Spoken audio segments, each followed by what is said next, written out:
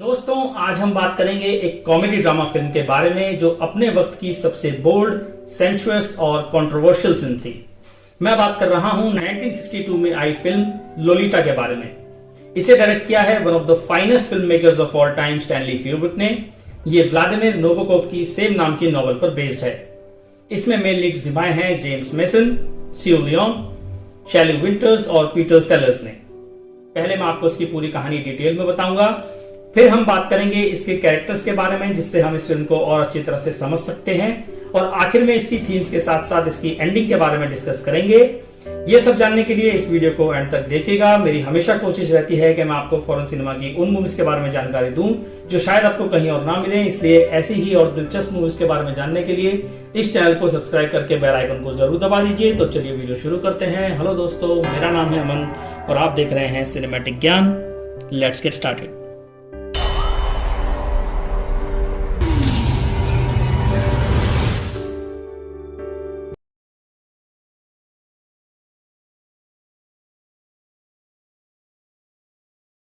दोस्तों, ये कहानी सेट है 1950s में। फिल्म शुरू होती है एक कोहरे में चलती हुई कार के सीन से, जो कि एक मेंशन की तरफ जा रही है। कार वाला आदमी मेंशन में एंट्री लेता है। उसका नाम है हम्बर्ट हम्बर, जो कि एक फ्रेंच लिटरेचर का ब्रिटिश प्रोफेसर है। उस घर में बहुत सारी चीजें इधर उधर पड़ी हुई हैं, सब कुछ बिखरा हुआ है। दरअसल हम्बर्ट यहां एक आदमी से मिलने पहुंचा है जिसका नाम है क्लेयर क्विल्टी। वो उसे हॉल में ढूंढता है पर वहां कोई नजर नहीं आता। वो क्विल्टी को आवाज देता है और हम देखते हैं कि वो एक चेयर पे चादर के अंदर छुप के बैठा है। अपना नाम सुनते ही वो नशे में धुत होके लड़खड़ाता हुआ बाहर आता है। हम्बर्ट उससे पूछता है कि क्या तुम क्विल्टी हो? वो कहता है हाँ। तभी हम्बर्ट ग्लव्स पहन लेता है और कहता है कि हमें मुद्दे पे आने से पहले कुछ बात कर लेनी चाहिए। क्विल्टी उसे साथ में पिंग पोंग खेलने के लिए कहता है, पर साफ जाहिर है कि हम्बर्ट को इसमें कोई दिलचस्पी नहीं है। हम्बर्ट उसकी हालत देख के समझ जाता है कि क्विल्टी ने उसे पहचाना नहीं। वो उससे पूछता है कि तुम्हें सच में याद नहीं है कि मैं कौन हूं? फिर वो पूछता है कि क्या तुम डोलोरेस हेज नाम की लड़की को जानते हो? क्विल्टी ज्यादा कुछ रिस्पॉन्ड नहीं करता। फिर वो उसके सामने दूसरा नाम लेता है, लोलिटा। यहां क्विल्टी हां में रिस्पॉन्ड करता है, लेकिन उसे अभी भी कोई बहुत ज्यादा फर्क नहीं पड़ता। तभी हम्बर्ट अपनी पिस्टल निकाल लेता है। ये देख के क्विल्टी एक और ड्रिंक लेने जाता है, जहां हम्बर्ट उसे एक लेटर दे के पढ़ने को कहता है, जो उसके मुताबिक क्विल्टी का डेथ सेंटेंस होता है। वो ये भी कहता है कि क्विल्टी होश में आओ, तुम मरने वाले हो। क्विल्टी बॉक्सिंग ग्लव पहन के कहता है कि क्यों ना हम इस मसले को दो सिविलाइज लोगों की तरह सुलझा लें, पर हम्बर्ट गोली चला देता है जो उसके ग्लव से आर पार चली जाती है। वो घबराहट में हम्बर्ट को पियानो बजाकर सुनाने लगता है और फिर उस पर एक बोतल से हमला करने की कोशिश करता है। हम्बर्ट उस पर गोली चलाने लगता है और भागते भागते सीढ़ी पर चढ़ते हुए एक गोली क्विल्टी के पैर में लग जाती है। वो घिसटते हुए एक पेंटिंग के पीछे पहुंच जाता है। हम्बर्ट वापस पिस्टल लोड करता है और उसी पेंटिंग के थ्रू उसे गोली मारता है और क्विल्टी की मौत हो जाती है। इसके फौरन बाद कहानी फ्लैशबैक में जाती है सीधा 4 साल पीछे। हम्बर्ट ही यहां हमारा नरेटर बनता है। वो आया है न्यू हैम्पशायर के शहर रैम्सडेल में। उसने कुछ फ्रेंच पोएट्री की इंग्लिश ट्रांसलेशंस की हैं और वो यहां एक पीसफुल समर बिताना चाहता है बियर्डसली कॉलेज ओहायो में अपनी लेक्चरशिप शुरू करने से पहले। उसके कुछ दोस्तों ने उसे ऐसे घरों का पता दिया है जहां वो रेंट देकर रह सकता है। वो एक ऐसे ही घर में पहुंचता है जहां की मालकिन है शार्लेट हेज, जो कि एक विडो है। वो उसे उसका रूम दिखाती है और बताती है कि उसके लिए ये जगह बिल्कुल परफेक्ट है। यहां बहुत शांति है जहां वो आराम से अपना लिखने का काम कर सकता है। शार्लेट ये भी बताती है कि वो द ग्रेट बुक्स कमेटी की चेयरमैन है और एक बार उनके यहां स्पीकर के तौर पर फेमस टीवी राइटर क्लेयर क्विल्टी आया था, लेकिन हम्बर्ट उसे बिल्कुल नहीं जानता। वो उसे कन्विंस करने के लिए घर में काफी कुछ दिखाती है, लेकिन हम्बर्ट उससे फोन नंबर लेके सोचने के लिए थोड़ा वक्त मांगता है। जाने से पहले शार्लेट उसे अपना गार्डन दिखाती है। वहां वो पहली बार शार्लेट की बेटी डोलोरेस हेज यानी लोलिटा को देखता है और सडनली अपना इरादा बदलकर वहां रहने के लिए मान जाता है। वो साफ तौर पर उससे इन्फैचुएटेड नजर आता है। वक्त बीतता जाता है और हम्बर्ट लोलिटा के करीब आने की कोशिश में लगा रहता है। रैम्सडेल हाई स्कूल के समर डांस पार्टी में सभी स्टूडेंट्स और उनके पेरेंट्स पहुंचे हुए होते हैं। शार्लेट और हम्बर्ट भी यहां आए हुए हैं। लोलिटा ली के साथ डांस कर रही है। इसी पार्टी में हम मिलते हैं लोलिटा की फ्रेंड मोना के पेरेंट्स जीन और जॉन हार्लो से। जॉन शार्लेट को डांस के लिए ले जाता है। जीन हम्बर्ट को बताती है कि वो और उसका हस्बैंड बहुत ही ब्रॉड माइंडेड हैं और उससे मिलने के बाद शार्लेट के चेहरे पे एक अलग सा ग्लो आ गया है। पर हम्बर्ट इस बात को पूरी तरह नकारता है।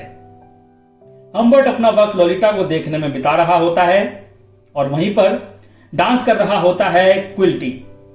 शार्लेट फौरन उससे मिलने पहुंचती है और चालाकी से उसके साथ डांस करने लगती है। वो उसे याद करवाती है कि वो पहले भी मिल चुके हैं और उन्होंने साथ में काफी अच्छा टाइम स्पेंड किया था।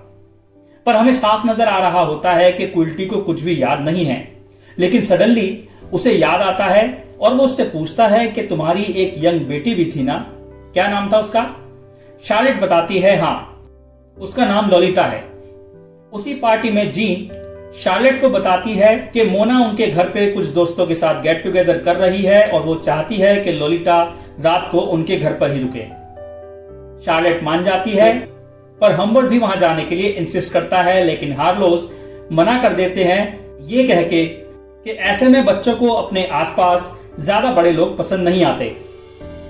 शार्लेट इस मौके का फायदा उठाकर अपने और हम्बर्ट के लिए एक कोजी डिनर ऑर्गेनाइज करती है ताकि वो साथ में अच्छा समय बिता सकें। वो घर में उसके साथ डांस करने के लिए इंसिस्ट करती है, पर हम्बर्ट बार बार यही कह के मना करता है कि उसे डांस पसंद नहीं है। वो बेमन से उसके साथ थोड़ा डांस करता है। शार्लेट कहती है कि तुम्हें देख के मुझे अपने लेट हस्बैंड हैरोल्ड की याद आती है। वो उससे दूर होता रहता है। तभी लोलिटा वापस घर आ जाती है और शार्लेट का पूरा मूड स्पॉइल हो जाता है। वो जबरदस्ती उसे सोने के लिए उसके रूम में भेज देती है और उसके जाने के बाद चिल्लाती है कि ये बचपन से ही मुझे परेशान करती आई है, ये यहाँ हमारी जासूसी करने आई है, ये मेरी खुशी में बिल्कुल खुश नहीं रह सकती, वगैरह वगैरह। यही मौका देख के हम्बर्ट भी सोने चला जाता है और शार्लेट अकेली उदास रह जाती है। अगली सुबह भी शार्लेट का गुस्सा शांत नहीं हुआ होता। वो जीन का कॉल पिक करती है और लोलिटा को हम्बर्ट का ब्रेकफास्ट देकर आने को कहती है। हम्बर्ट अपने रूम में लोलिटा के ऊपर डायरी में कुछ चीजें लिख रहा होता है।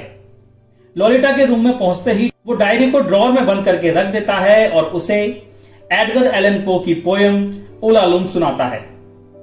वो उससे मोना के बारे में पूछते हुए कहता है कि वो उसके सीक्रेट्स अपने पास सुरक्षित रख सकता है, यानी कि वो उसे कुछ भी बेझिझक बता सकती है। और इसी बात के रिवॉर्ड के तौर पे लोलिटा उसे अपने हाथ से फ्राइड एग खिलाती है।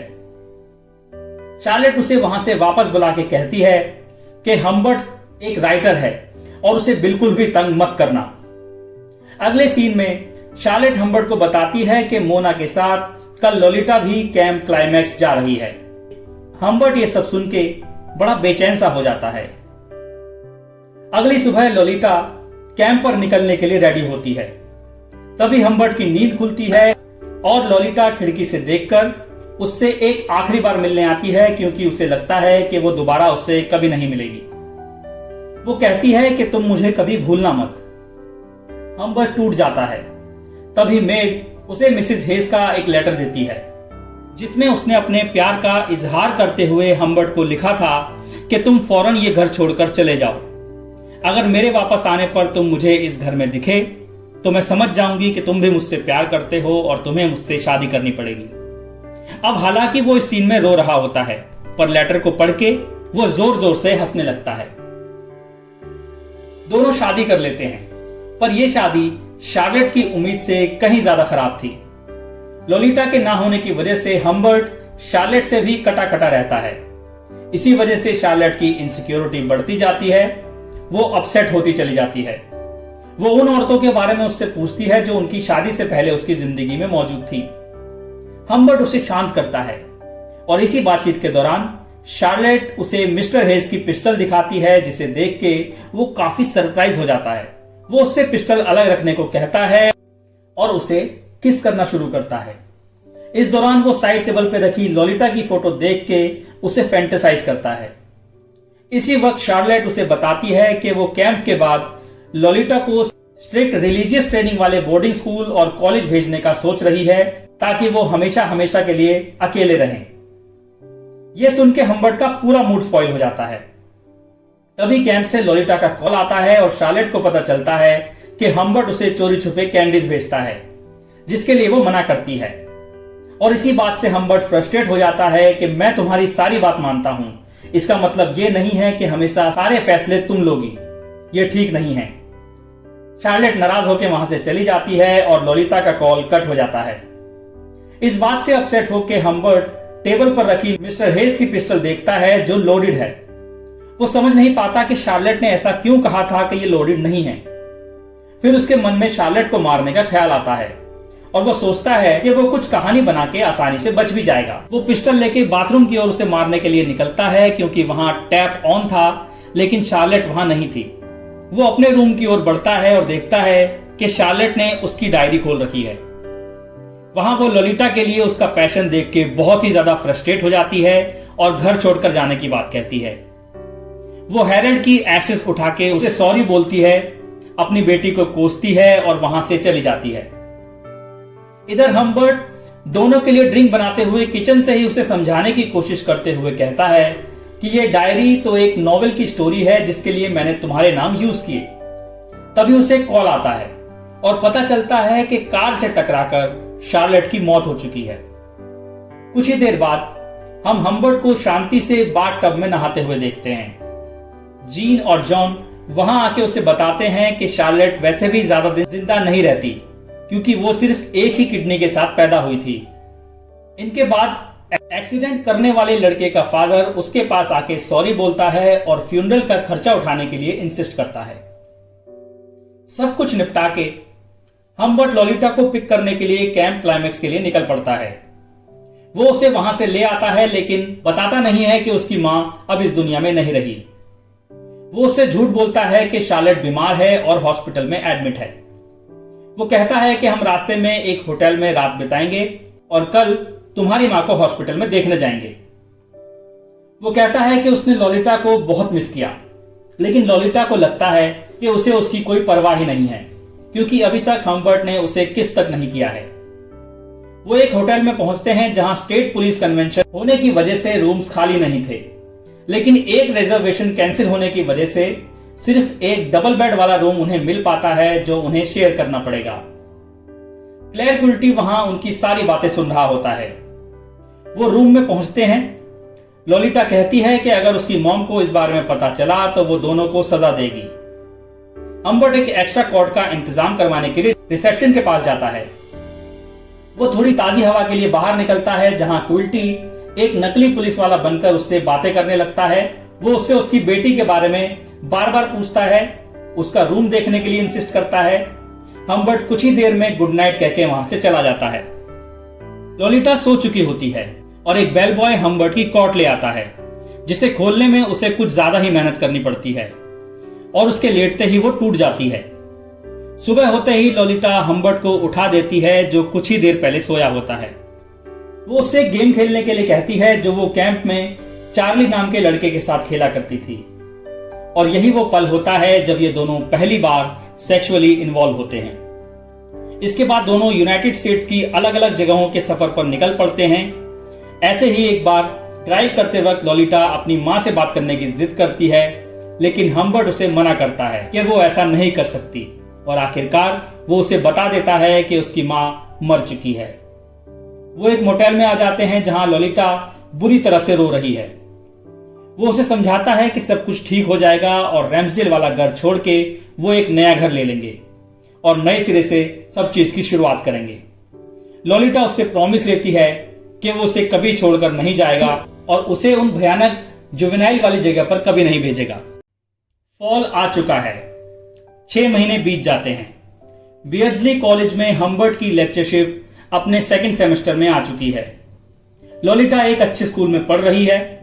अगले सीन में हम देखते हैं कि हम्बर्ट लॉलिटा के पैरों में नेल पॉलिश लगाते हुए पूछ रहा है कि वो कल घर देर से क्यों आई थी। वो उससे झूठ बोलती है, लेकिन हम्बर्ट जानता था कि वो अपनी फ्रेंड मिशेल और कुछ लड़कों के साथ थी जो कि उसे बिल्कुल पसंद नहीं है। वो उसे किसी को भी डेट करने से मना करता है, जबकि लोलिटा इसे डेट मानती ही नहीं है। वो मिशेल के बारे में पूछता है कि वो जब भी यहां आती है तो वो मुझे बहुत ही अजीब तरह से देखती है, कहीं उसे हमारे बारे में शक तो नहीं हो गया है। लोलिटा इस बात से इनकार करती है। फिर वो उसे मिशेल से भी ज्यादा मिलने के लिए मना कर देता है। वो खिसिया जाती है कि हम्बर्ट उसे कुछ भी मजे नहीं करने देता, लेकिन उसके मुताबिक वो उसके लिए सब कुछ करता है। लोलिटा चाहती है कि हम्बर्ट सच में उस पर गर्व करे और इसलिए स्कूल के प्ले में पार्ट लेने के लिए उसकी परमिशन चाहती है, जिसके लिए 30 लड़कियों में से सिर्फ उसे चुना गया है। लेकिन हम्बर्ट का शक फिर भी कम नहीं होता और वो नहीं चाहता कि लोलिटा इस प्ले में एक्ट करे। लोलिटा ये सुनकर चिल्लाती हुई वहां से चली जाती है। एक रात जब वो घर आता है तो देखता है कि लोलिटा घर पर नहीं है और एक अजनबी उनके लिविंग रूम में बैठा हुआ है। यह है बियर्डसली स्कूल का जर्मन साइकोलॉजिस्ट डॉक्टर ज़ेम्फ। इनका मानना है कि लोलिटा का बर्ताव कुछ अजीब है। वो हमेशा च्युइंगम चबाती रहती है। उसका कंसंट्रेशन बहुत ही बेकार है। वो या तो पूरे कंट्रोल में रहती है या बिल्कुल कंट्रोल में नहीं रहती, जो कि एक सीरियस चीज है। इसलिए वो चाहता है कि वो बोर्ड ऑफ एजुकेशन के डिस्ट्रिक्ट साइकोलॉजिस्ट डॉक्टर कडलर अपने 4 साथी डॉक्टर्स के साथ उनके घर में आके इंस्पेक्शन करें कि आखिर दिक्कत क्या है। हम्बर्ट इस चीज के लिए साफ साफ मना करता है। फिर वो उसे ऑप्शन देता है कि लोलिटा को स्कूल प्ले में पार्टिसिपेट करने से ना रोका जाए, क्योंकि ये उसकी ग्रोथ के लिए बहुत जरूरी है।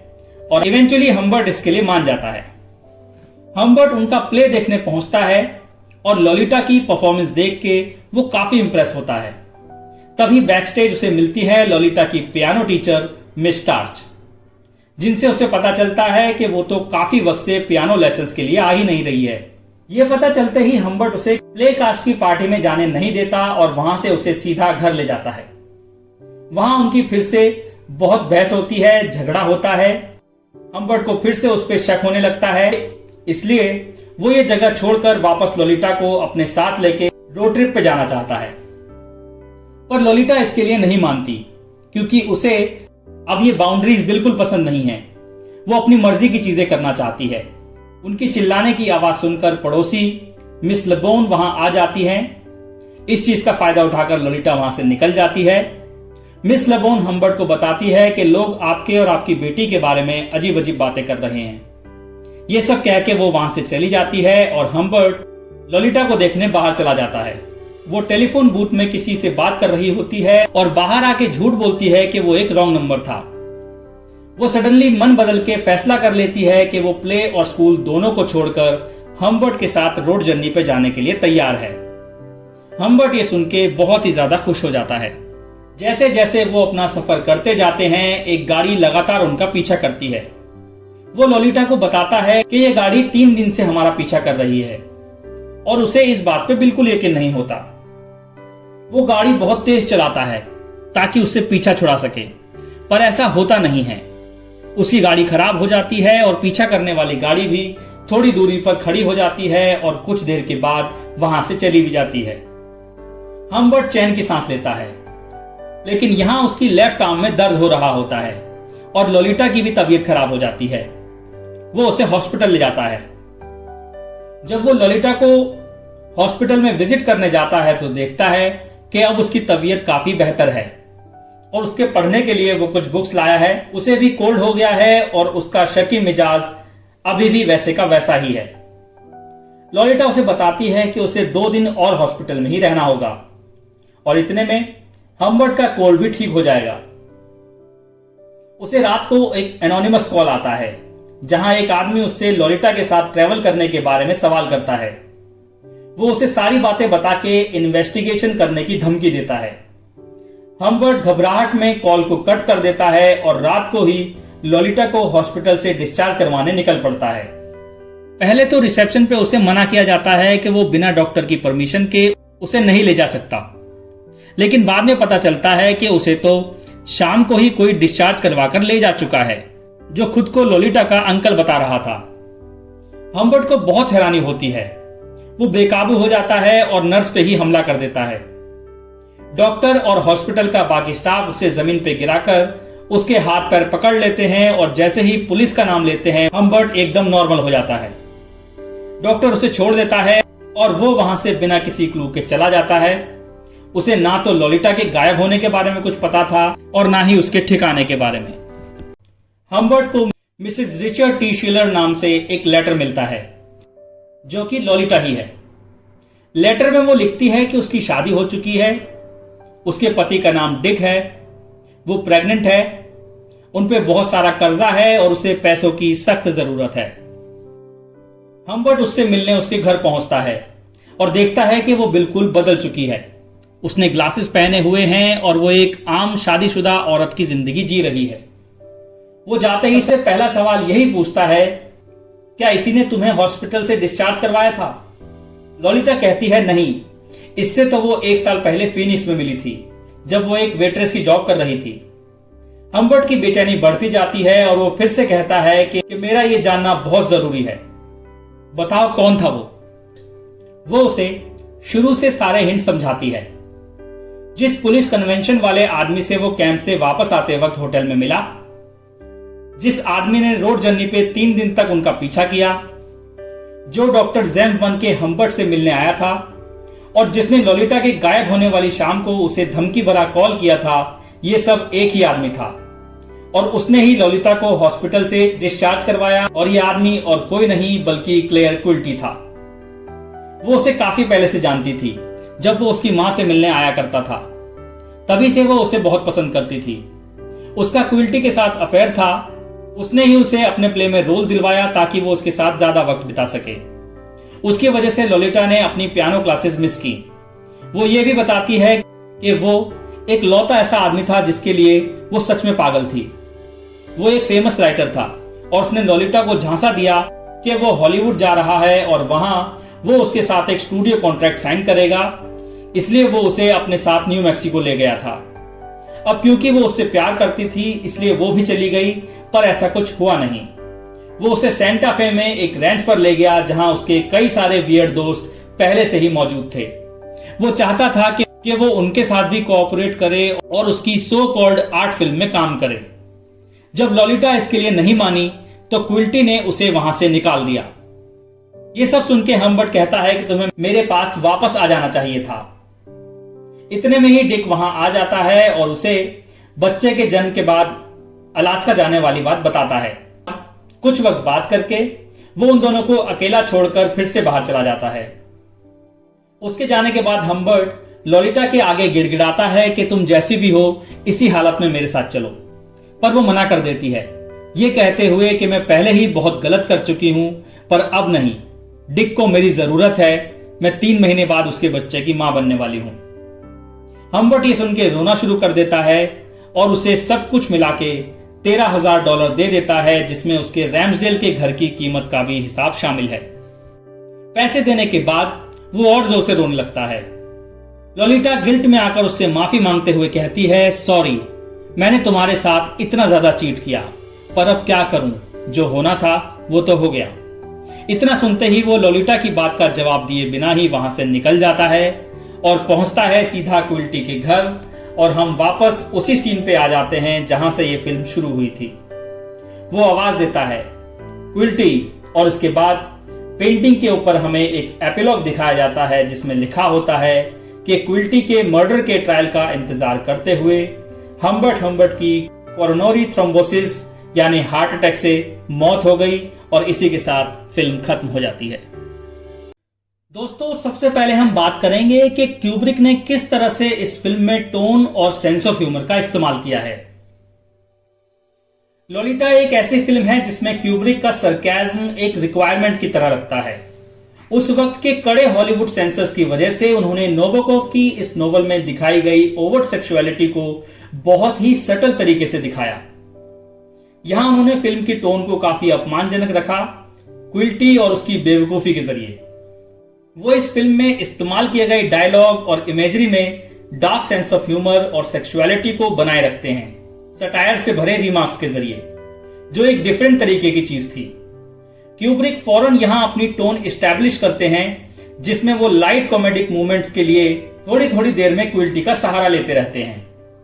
क्यूब्रिक को मालूम था कि ऑडियंस लोलिटा को एक सर्टेन एक्सपेक्टेशन के साथ अप्रोच करेगी, क्योंकि ये नॉवेल पहले से ही अपने सब्जेक्ट मैटर के लिए काफी बदनाम थी। इस पूरी चीज को उलटने के लिए क्यूब्रिक फिल्म शुरू करते हैं बिल्कुल ही लाइट मोड में, in the least serious way possible. Quilty bedsheet के अंदर छिपा होता है और हम्बर्ट को कहता है, मैं स्पार्टिकस हूं, क्या तुम यहां गुलामों को छुड़ाने आए हो या और कुछ। यहां हमें क्यूब्रिक की पिछली फिल्म स्पार्टिकस का रेफरेंस देखने को मिलता है और हम समझ जाते हैं कि क्यूब्रिक नोबोकोव के सोर्स मटेरियल की सीरियसनेस को अक्वायर नहीं करने वाले हैं। क्यूब्रिक फिल्म के पहले 30 मिनट में ही सेक्सुअल सब्जेक्ट मैटर से बहुत ही चालाकी से खेल जाते हैं और वो इससे बच निकलते हैं अपनी स्टाइल ऑफ फिल्म ओपनिंग के जरिए। इसके कुछ एग्जाम्पल्स हैं, लोलिटा की फ्रेंड का अ क्लाउड ऑफ पिंक में होना और उन दोनों का कैंप क्लाइमैक्स में होना। शार्लेट और हम्बर्ट बाद में शाम को पिंक शैंपेन पीते हैं। डांस के दौरान हम्बर्ट मोना के पेरेंट्स से बात करता है, जहां वो खुद को ब्रॉड माइंडेड बताते हैं और ये सजेस्ट करते हैं कि वो पार्टनर स्वैप कर सकते हैं, पर यहां सिर्फ डांस पार्टनर बदलने की बात हो रही है, ना कि रियल स्वैपिंग की। इसी तरह की कई सारी चीजें क्यूब्रिक लगातार फिल्म में यूज करते हुए नजर आते हैं। चलिए दोस्तों, अब इस फिल्म को समझने की कोशिश करते हैं इसके इंटरेस्टिंग कैरेक्टर्स के जरिए। लोलिटा के कैरेक्टर्स काफी दिलचस्प हैं, उनके बीच के रिश्ते और भी ज्यादा फैसिनेटिंग हैं। ये हमें दो फॉर्म्स में नजर आते हैं, लव ट्रायंगल्स और कंपेटिटिव पेयर्स। लव ट्रायंगल्स के बारे में आगे बात करेंगे, पहले बात करते हैं कैरेक्टर्स के बारे में। पहला है हम्बर्ट। वो एक बहुत ही बड़ा प्लेयर है। वो पूरी फिल्म के दौरान हमें एक अनरिलायबल फर्स्ट पर्सन नरेशन देता है। उसी के जरिए हमें टाइम और प्लेस में बड़े बदलाव का पता चलता है और वो ऑडियंस को भी अपने इरोटिक थॉट्स का हिस्सा बना लेता है। हम्बर्ट एक इंटेलेक्चुअल इंसान है जो खुद को सभी कैरेक्टर से ऊपर मानता है और मोरालिटी के स्टैंडर्ड आइडियाज से उसे कोई फर्क नहीं पड़ता। उसका वर्ल्ड व्यू सेक्सुअल कॉन्क्वेस्ट के इर्द गिर्द ही बना हुआ है। उसकी इस फैंटेसी ने उसके कैरेक्टर को पूरी तरह से कंज्यूम कर लिया है। फिर आती है लोलिटा। लोलिटा को एक ब्लूमिंग सेंशुअसनेस के साथ दिखाया गया है। वो समझदार है, मैनिपुलेटिव है और हम्बर्ट के नजरिए में एक थरली सेक्सुअल बीइंग है, क्योंकि यही तो वो खूबियां हैं जो उसके अराउजल को जस्टिफाई करती हैं। बाद में ऑफ कोर्स हमें उसकी अपनी फीलिंग्स और डिजायर्स पता चलते हैं, पर शुरू में हमें उसका कैरेक्टराइजेशन सिर्फ हम्बर्ट के बायस नजरिए से ही दिखाया जाता है। सियो लियोन ने इस किरदार को बहुत ही बखूबी तरीके से निभाया है with right charm and confidence. तीसरा किरदार है क्लेयर क्विल्टी।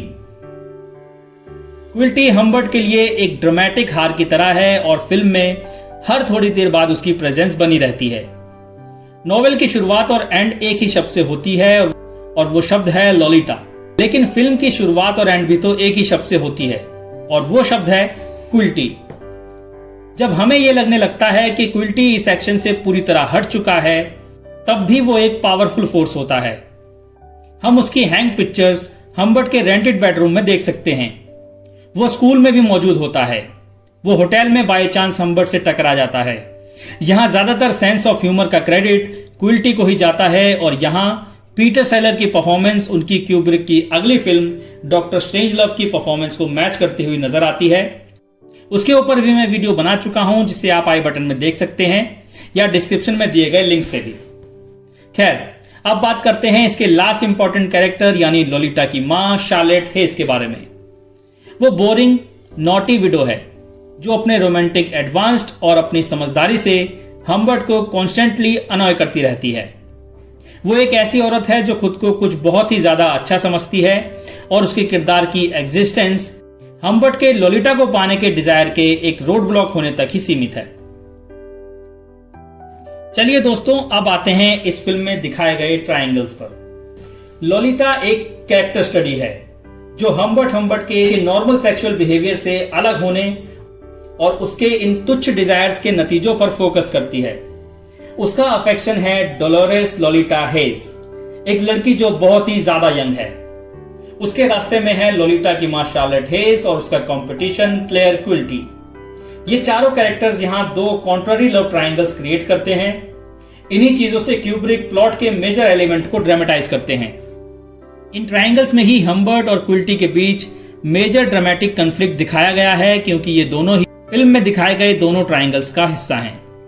शार्लेट भी यहाँ हम्बर्ट और क्विल्टी के बीच एक नेगेटिव लव ट्रायंगल में अहम रोल निभाती है, और वो अपनी ही बेटी के लिए जेलसी का रीजन भी है। ये ट्रायंगल्स उनके रिलेशनशिप्स में सेक्सुअलिटी दिखाने के लिए काफी जरूरी हैं, इसलिए क्यूब्रिक उनकी एग्जिस्टेंस की तरफ हमारा ध्यान ले जाते हैं। क्विल्टी अपने शुरुआती सीन में रोमन पिंग पोंग गेम का फर्स्ट स्कोर रिसाइट करता है 3 लव। हम्बर्ट लोलिटा को हॉस्पिटल के रूम नंबर 3 में ढूंढता है और उसे रात को 3:03 पे लेने भी पहुंचता है। ये सब महज इत्तेफाक नहीं थे। यहां क्यूब्रिक चाहते हैं कि हम इन रिलेशनशिप्स और उनके कॉन्फ्लिक्ट्स को पहचानें। जैसा कि मैंने कहा, दोनों ट्रायंगल्स में हम्बर्ट क्विल्टी दोनों होते हैं और दोनों में ही एक ना एक हेज जरूर होती है। यहां पहला ट्रायंगल है हम्बर्ट, क्विल्टी और शार्लेट का। ये शार्लेट के लिए एक ऐसा नेगेटिव लव ट्रायंगल है जहां दोनों ही तरफ से उसे बदले में प्यार नहीं मिलता। कोई भी उसके सेक्सुअल एडवांसेस में दिलचस्पी नहीं दिखाता। क्विल्टी को याद भी नहीं होता कि वो शार्लेट के साथ कभी फिजिकली इन्वॉल्व था भी या नहीं। वही शार्लेट की याद में ये बात अब तक ताजा है। क्विल्टी को यहां एक पैन सेक्सुअल आदमी की तरह दिखाया गया है। उसे बड़ी औरतों, यंग लड़कियों और यहां तक कि आदमियों में भी दिलचस्पी है। इनफैक्ट शार्लेट से बातचीत के दौरान क्विल्टी इतनी जल्दी लोलिटा का जिक्र ले आता है कि हमें एक हिंट मिल जाता है कि वो उससे कहीं ज्यादा लोलिटा में इंटरेस्टेड है। यही सेम चीजें हम हम्बर्ट के लिए भी कह सकते हैं, पर वो तो इन चीजों को बिल्कुल नए लेवल पर ले जाता है उससे शादी करके, और शार्लेट को इस बात की जरा सी भी भनक नहीं लगती कि उसने ऐसा क्यों किया। वो उसे बिल्कुल सीरियसली नहीं लेता। लोलिटा से मिलते ही वो समझ जाता है कि उसके करीब जाने के लिए उसे शार्लेट नाम का बैरियर पार करना ही होगा। ड्राइव इन थिएटर वाले सीन में लोलिटा के लिए उसकी प्रेफरेंस और शार्लेट के लिए उसका डिस्टेस्ट साफ नजर आता है। उसकी इसी मिसट्रीटमेंट की वजह से शार्लेट का एक्सीडेंट होता है और उसकी मौत के बाद भी हम्बर्ट के ख्यालात में कोई सुधार नहीं आता और वो अब भी उसकी बेटी का फायदा उठाने के लिए पूरी कोशिश करता है। यह तो हुआ पहला ट्रायंगल। बाद में आता है सेकंड और मेन लव ट्रायंगल, जिसमें हम्बर्ट, क्विल्टी और लोलिटा तीनों ही इन्वॉल्व थे और ये पिछले से कहीं ज्यादा लस्टफुल था। शुरू में हमें यह अंदाजा बिल्कुल भी नहीं होता कि लोलिटा और क्विल्टी सेक्सुअली इन्वॉल्व थे, पर क्लाइमेक्स में लोलिटा के खुलासे से हमें पता चलता है कि वो हमेशा से ही क्विल्टी में ज्यादा इंटरेस्टेड थी।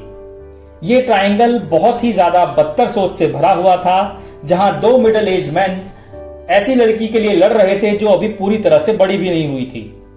हालांकि सिर्फ क्विल्टी ये बात जानता था कि उसके और हम्बर्ट के बीच ये लड़ाई चल रही है। दोनों ही लोलिटा को एक मैच्योर की तरह ट्रीट करते हैं और ऐसा करके वो अपनी फैंटेसी को जस्टिफाई करते हुए नजर आते हैं ताकि वो अपने एज गैप को बैलेंस कर सकें। उन्होंने पहले ही उसे उम्र से कहीं ज्यादा बड़ा बना दिया था। ये उसकी एज के हिसाब से कहीं ज्यादा अनकॉमन है।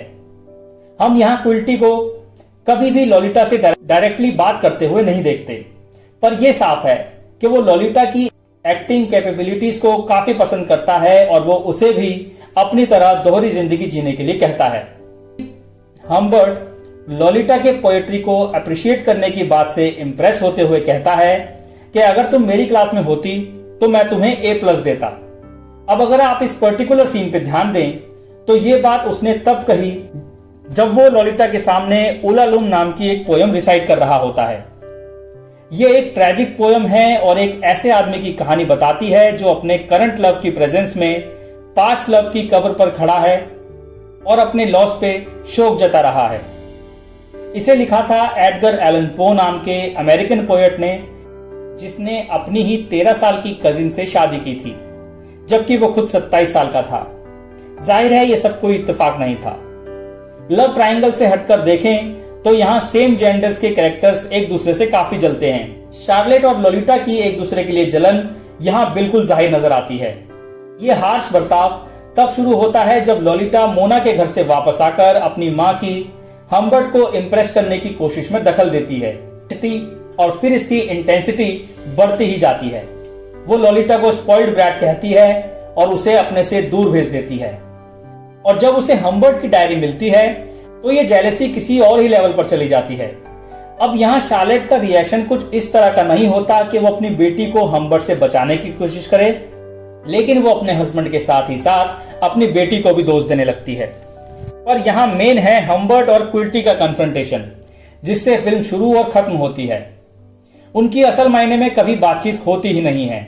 हमेशा वो किसी और भेष में हम्बर्ट के पास पहुंच के उसे पागल बनाता है, क्योंकि उसका और हम्बर्ट का माइंडसेट लगभग एक सा है। वो हम्बर्ट की साइकोपैथी को अच्छी तरह से पहचानता है। दोनों ही लस्ट से भरे हुए हैं, लेकिन दोनों की अप्रोच काफी अलग है। हम्बर्ट जहां ललिता को पाने के लिए ज्यादा इनसिक्योर होता है, वहीं क्विल्टी फिर भी कॉन्फिडेंट बना रहता है और चीजें उसके काबू में भी रहती हैं। ये दोनों एक सिक्के के दो पहलू की तरह हैं। चलिए दोस्तों, अब बात करते हैं इसकी थीम के बारे में। इस फिल्म के जरिए जो थीम क्यूब्रिक हमें दिखाना चाहते थे वो था एक ऐसे आदमी का टोटल डिस्ट्रक्शन जिसे उसके डिजायर और फैंटेसीज ने कंज्यूम कर लिया। और यहां सबसे दिलचस्प चीज ये है कि यह डिस्ट्रक्शन इसलिए नहीं हुआ कि हम्बर्ट अपने इरादों में फेल हो गया, बल्कि इसलिए हुआ क्योंकि वो अपने घिनौने इरादों में कामयाब हो गया। फिल्म के फर्स्ट हाफ में हमें हम्बर्ट का राइज दिखाया जाता है। हम्बर्ट एक तरह का साइकोपैथ है। वो ललिता को जैसे पोर्ट्रेल करता है उसमें से इंसानियत पूरी तरह गायब नजर आती है और उसे हर तरह से ऑब्जेक्टिफाई किया जाता है। वो इन चीजों को भी जस्टिफाई करने की कोशिश करता है।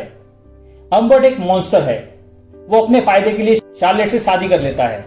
अपना डिजायर पूरा ना होते हुए देखकर वो फ्रस्ट्रेशन में शार्लेट को मारने की इच्छा भी मन में ले आता है, और जब वो मर जाती है तो वो इसे सेलिब्रेट करता है आराम से कैजुअल बात लेके और वही गाना सुन के जो उसने ललिता से पहली मुलाकात के वक्त सुना था। वो अपने फायदे के लिए एक बेटी से उसकी मां की मौत की खबर छुपाता है ताकि उसका मूड स्पॉइल ना हो जाए।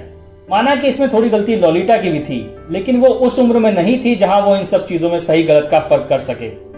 हम्बर्ट की यहां जिम्मेदारी होनी चाहिए थी वो उसकी growth as a sexual being को अलाउ करे, ना कि खुद उसमें पार्टिसिपेट करे। फिर चाहे ललिता को भी ऐसा लगे कि वो यही चाहती है, मगर हम्बर्ट को ऐसा नहीं करना चाहिए था। ललिता नहीं जानती थी कि वो कैसी सिचुएशन में एंटर कर रही है, और हम्बर्ट इसी बात का एडवांटेज लेता है। पर ललिता की सेक्सुअल अटेंशन मिलना ही हम्बर्ट का डाउनफॉल नहीं था, बल्कि अपने असली रिलेशनशिप को छिपाने का स्ट्रगल और ये एहसास कि जिसे वो बेहद चाहता है वो उसे पसंद नहीं करती, यही इसका रीजन था। यह शुरू होता है एक ऑब्सेशन की तरह, जहां वो ये डिसाइड करता है कि ललिता कैसे अपना फ्री टाइम स्पेंड करेगी। वो बहुत ही ज्यादा ओवर प्रोटेक्टिव है। वो किसी भी कीमत पर उसका अफेक्शन खोना नहीं चाहता, क्योंकि उसके इस सीक्रेट रिलेशनशिप के इर्द गिर्द ही उसकी सारी जिंदगी घूमती है। वो इस सीक्रेट को किसी भी कीमत पर बाहर नहीं आने देना चाहता, क्योंकि इससे उसका नीचपना और घटिया नेचर सबके सामने आ जाएगा। वो पूरी कोशिश करता है कि ललिता भी इस सीक्रेट को बनाए रखे, पर उनके बीच बेईमानी आ जाती है और उनका रिश्ता डूबना शुरू हो जाता है। इसमें कोई हैरानी नहीं है कि ललिता उससे अक्सर झूठ बोलती है, उसे मैनिपुलेट करती है और इवेंचुअली वो हॉस्पिटल से भागने का काम क्विल्टी के हाथों में सौंप देती है। चलिए दोस्तों, इसकी थीम्स की बात को जारी रखते हैं इसकी एंडिंग को समझते हुए। एंडिंग में ये सभी इश्यूज इस कंक्लूजन पे आते हैं कि ललिता और हम्बर्ट का रिश्ता कितना एक तरफा था। ललिता ने अपने यूथ का सेक्सुअल एक्सप्लोरेशन काफी इंजॉय किया, पर यह सब उसने ऐसा सोचकर किया कि वो अपने से बड़े आदमी को एक्साइट कर सकती है और टीज कर सकती है, और यह सब उसके लिए एक एक्सपेरिमेंट था। अपनी मां की मौत के बारे में जानते ही उसे दो रास्ते में से एक चूज करना था। या तो वो हम्बर्ट के साथ सेक्सुअली इन्वॉल्व रहे या जुवेनाइल डेलिंक्विट्स के हॉरिबल जगह पे जाने के लिए तैयार रहे, जिसका नतीजा होता है ये सीक्रेट रिश्ता जो एक ढोंग था सिर्फ उसके सर्वाइवल के लिए। वो क्विल्टी के लिए अपना क्रेज जाहिर करती है और हम्बर्ट समझ जाता है कि उसके ऑब्सेशन का फल उसे कभी मिला ही नहीं। हम्बर्ट उसे फिर से अपने साथ चलने के लिए कहता है और ललिता एकदम नफरत के साथ कहती है, "You mean you will give us the money only if I go to a hotel with you?" सारी सच्चाई जानने के बाद ये वो सब ढोंग और फोर्सफुल था, ये सब उसके लिए ललिता के छोड़कर जाने से भी कहीं ज्यादा भयानक था। ये उसकी नीचता की गहराई को रिफ्लेक्ट करती है, जिसे वो खुद से दूर भी नहीं कर सकता और उससे भाग भी नहीं सकता। अपनी हैवानियत से सामना होने के बाद वो उन दोनों आदमियों को खत्म कर देता है जिन्होंने भी लोलिटा का फायदा उठाया होता है। एंडिंग की बात आती है तो यहाँ एक चीज की बात करना बहुत ज्यादा जरूरी है, और वो है लास्ट में दिखाई गई पेंटिंग। जब हम हम्बर्ट को क्विल्टी के घर में आते हुए देखते हैं तो वहां काफी सारी चीजें बिखरी हुई होती हैं। यही एक पेंटिंग रखी होती है जिसके पीछे क्विल्टी की मौत होने वाली है, वो इमेज जिसमें एंड क्रेडिट्स दिखाए जाते हैं। आखिर ये पेंटिंग है किसकी? दरअसल ये पोर्ट्रेट है मिसेस ब्रायन कुक का, जिसे 1787 से 1791 के बीच जॉर्ज रोमनी ने पेंट किया था। 18th सेंचुरी की एक यंग वुमन जिसने ड्रेस और एक लार्ज हैट पहनी है। उसके आर्म्स एक जेंटल लूप बना रहे हैं। ऐसा लग रहा है कि वो बस मुस्कुराने वाली है। हो सकता है कोई इसे लोलिटा से जोड़कर देखने लगे, पर असल में यहां इनमें सिर्फ एक ही सिमिलैरिटी नजर आती है, और वो है हैट, जैसी लोलिटा ने स्टार्टिंग में पहनी थी। अब आप सोचेंगे जब इस पोर्ट्रेट का लोलिटा से कुछ लेना देना है ही नहीं तो फिर इसका सिग्निफिकेंस क्या है? इसकी वजह कुछ और है। इनफैक्ट जब हम हम्बर्ट को पेंटिंग के थ्रू गोली चलाते हुए देखते हैं तब हम ऑलरेडी इसे दूसरी बार देख रहे होते हैं। जी हां, दूसरी बार। हालांकि देखते वक्त हमें इस चीज का अंदाजा बिल्कुल नहीं लगता, एटलीस्ट पहले व्यूइंग में तो नहीं। ये सेम पोर्ट्रेट हमें क्विल्टी के घर के फर्स्ट शॉट में भी दिखाया जाता है। हालांकि वो जहां थी उसे वहां नहीं होना चाहिए था। ये बिल्कुल एंट्रेंस के पास थी और अपनी साइड की तरफ रखी हुई थी। जब क्विल्टी इसके पीछे छुपने की कोशिश करता है तब ये ऊपर सीढ़ियों के पास आ जाती है और सीधी भी रखी होती है, और इसका फ्रेम भी अलग होता है। पर ऐसा कैसे हो सकता है? इसका सबसे आसान तरीका ये अज्यूम कर लेना है कि यहां 2 पिक्चर्स या 2 कॉपीज थी जिसे इस सीन में इस्तेमाल किया गया। आप इसे आसानी से उस डुअलिटी की थीम के साथ जोड़कर भी देख सकते हैं जिसे नॉवेल और फिल्म दोनों में ही डेवलप किया गया है। क्विल्टी हम्बर्ट की रिफ्लेक्शन है या हम्बर्ट क्विल्टी की, पर दोनों अपना प्यार अलग तरीके से दिखाते हैं। हम्बर्ट एक तरह से लोलिटा को पूछता है और क्विल्टी उसे फॉर ग्रांटेड लेता है, और यहां तक कि उसे और घिनौना काम करने के लिए उसे यूज करने की कोशिश भी करता है। दोनों मैन ऑफ लेटर्स हैं, पढ़े लिखे हैं, पर क्विल्टी का करियर ज्यादा सक्सेसफुल है और शायद उसका ओहदा ही उसे ऐसे घिनौने काम से बच निकलने में उसकी मदद करता है। यहां एक और पॉसिबिलिटी है।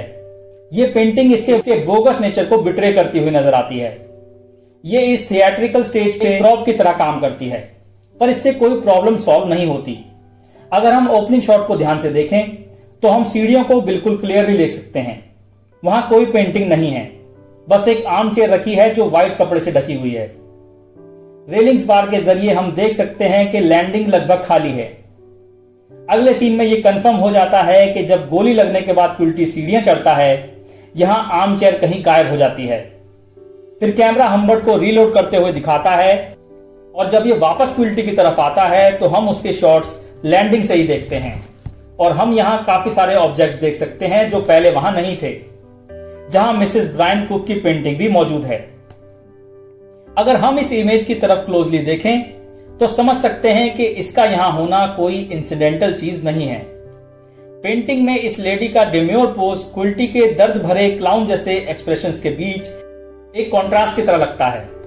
शायद लोलिटा के इन चीजों में कैद होने के साइन को पेंटिंग पे बार की परछाई के जरिए दिखाया गया है जो एक प्रिजन की तरह लगती हैं।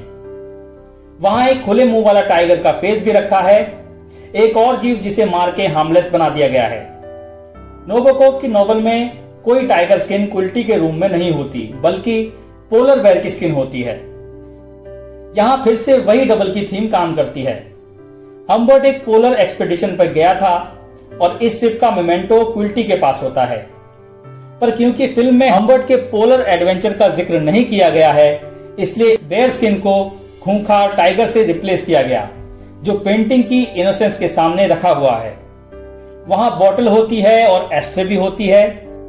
ये सब चीजें बोहेमियन मॉरल करप्शन की ओर इशारा करती हैं। पर पोर्ट्रेट पर वापस आएं तो इसका यहां होने का कोई लॉजिकल एक्सप्लेनेशन नहीं है कि यह पेंटिंग बाकी चीजों के साथ इतनी जल्दी सीढ़ियों से ऊपर कैसे आ गई। इसे एक पॉप की तरह ही कंसीडर करना सही नजर आता है, लेकिन यह तो हमें मानना ही पड़ेगा कि यह सिर्फ डेकोर का एक एलिमेंट नहीं है।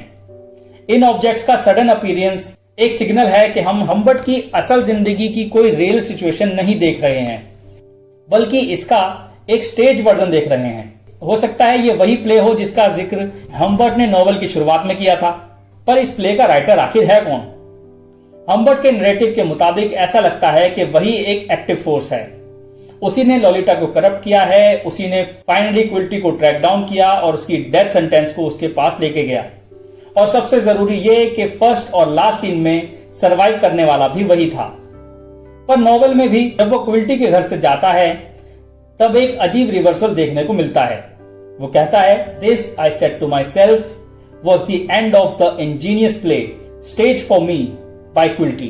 क्विल्टी ने जो नाटक उसके लिए रचाया था उसका अंत भी उसी के हाथों हुआ। तो इसका मतलब यह है कि वो मान रहा है उसने क्विल्टी के प्रोडक्शन स्टेज प्ले में एक पार्ट प्ले किया था। क्या वो ये बताना चाह रहा है कि यहाँ थिएट्रिकल्स का अंत हो जाना चाहिए क्योंकि एक कैरेक्टर ने अपने ऑथर को मार दिया? नोबोकोव की नोवेल में इसकी फिर भी पॉसिबिलिटी है, लेकिन फिल्म के लिए ऐसा नहीं कहा जा सकता क्योंकि ये इससे कहीं ज्यादा है। ये एक ओवरराइडिंग फ्रेमवर्क है और बहुत ही ज्यादा कॉम्प्लिकेटेड भी है।